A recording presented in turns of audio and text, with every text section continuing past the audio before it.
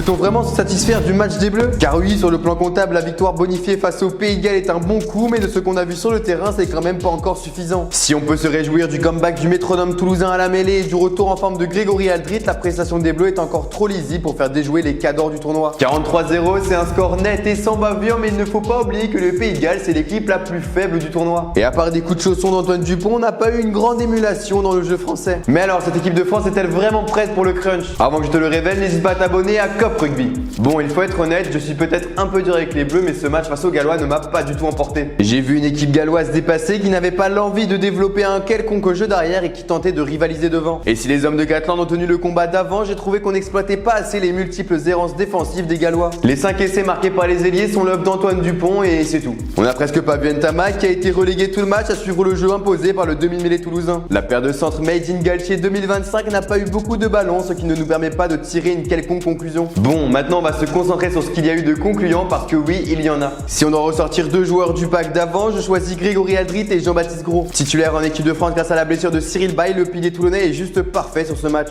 Solide en mêlée et constamment à la recherche de ballons, il est le numéro 1 dont la France avait besoin. De son côté, le capitaine par intérim des Bleus a enfin retrouvé son niveau d'antan. Meilleur plaqueur, meilleur porteur de ballon, meilleur joueur du match, il a enfin brillé comme on l'attendait depuis la Coupe du Monde. Et bon, au-delà de ça, on n'en sait pas vraiment plus. Les autres avant ont été juste sans jamais briller malgré les opportunités qui s'offraient. Tandis que la ligne derrière s'est contentée de rester dans le sillage du demi-mêlée. Ce match à 5 points est malgré tout une bonne affaire pour les Français qui pointent à la première place, mais ça s'arrête là. Il faudra se montrer plus inspiré pour espérer revenir avec la victoire de Twickenham. Mais alors, est-ce que toi tu as été convaincu par la performance des Bleus ce week-end? Dis-le moi dans les commentaires et si tu as kiffé, n'hésite pas à t'abonner à Cop Rugby.